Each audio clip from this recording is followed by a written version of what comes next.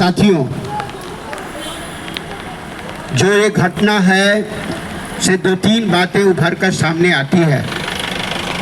एक है कि जो निजीकरण का जो दौर चला हमारे देश में, उसका जो नतीजा, ये तो एक ऐसी घटना है जो सामने आया, लेकिन आए दिन ऐसी घटनाएं हो रही हैं। हमारे पूर्व वक्ताओं ने चर्चा की है कि पटना के अंदर सैकड़ों ऐसे अस्पताल हैं जिनके अंदर लूट मची हुई है, हाहाकार है।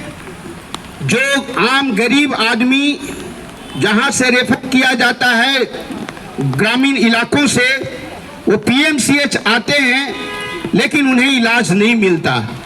वो मजबूर होकर अपनी घर जमीन बेचकर भी चाहते हैं अपने आदमी को बचा लेना, और तब जाकर के ऐसे दलाल भी हैं, वो गांव तक फीट है दलाल, वो एम्बुलेंस वो सीधा उस हॉस्पिटल में पहुंचाता है। ये सब लोग जानते हैं, ये सब माने गांव तक ये लोग जानते हैं। तो इस तरह की जो नेक्सस है, ये नेक्सस जो सरकार की, केंद्र और राज्य सरकार की जो स्वास्थ्य नीतियां हैं, उसका ये नतीजा है। दूसरी जो बात है, जो हम लोग देश और दुनिया का ये नागरिक जानता है, जो ईश्वर में विश्वास रखने वाले लोग हैं, कि दूसरा यदि भगवान है तो वो डॉक्टर होता है, दूसरा भगवान डॉक्टर होता है। लेकिन डॉक्टर एक हैवान के रूप में जब आता है तो उसका क्या कहेंगे? जो शपथ लेते हैं, चिकित्सा नैतिकता की शपथ लेते हैं, लेकिन उसका क्या हो रहा है? वो तार तार हो रहा है। और इस तरीके से जो डॉक्टर के अंदर जो मेडिकल एथिक्स, जो चिकित्सा नैतिकता होनी चाहिए, वो पूरा तार तार दिख रहा है।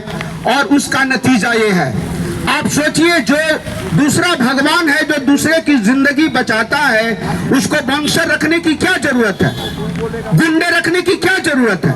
लेकिन ये हर अस्पताल में, निजी अस्पतालों में ये बॉन्सर रखने का, गुंडा रखने का ये चलन है, और ये ऐसा हो रहा है। अगर आप पैसा नहीं जमा करेंगे तो आपको पिटाई भी करेंगे, और जरूरत होने से एफआईआर भी करेंगे। जो इनके ऊपर हुआ, एफआईआर हुआ, तो आप सोचिए, उनका जो परिवार है, वो भी परिवार में भी डॉक्टर है, लेकिन उनका क्या हश्र हो रहा है? तो जिस परिवार के घर में, और ये हाईकोर्ट में जो जिनके साथ घटना हुई, हाईकोर्ट के अंदर एक पदाधिकारी के रूप में काम कर रही थी, उसका परिवार अच्छा खासा परिवार, उसके साथ जब ये हो सकता है तो आम नागरिक के साथ क्या हो सकता है, ये आप समझ सकते हैं। साथ ही साथ अंतिम बात कह के हम अपनी बात समाप्त करेंगे, क्योंकि बारिश भी ये है, और इस बीच में हम लोग प्रदर्शन कर रहे हैं कि जो प्रशासन है, ये प्रशासन के नाक के नीचे ये सारी चीजें हो रही है।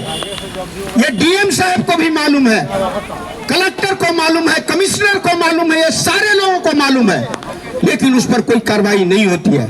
ये हम आम जनता को उनके कान में ये बात डालने के लिए आनी पड़ती है, कलेक्टर साहब, डीएम साहब, ऐसा हो रहा है। ये 100 मोटो नहीं लेते हैं, 100 मोटो नहीं लेते हैं। ऐसी घटनाओं पर 100 मोटो लेना चाहिए और इंस्पेक्शन करके उन पर कार्रवाई करनी चाहिए।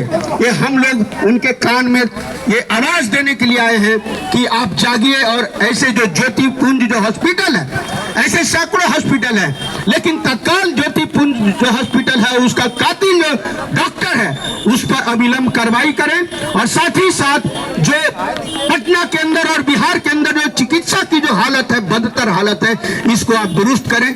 इतना ही कहकर हम अपनी बात समाप्त करते हैं। धन्यवाद।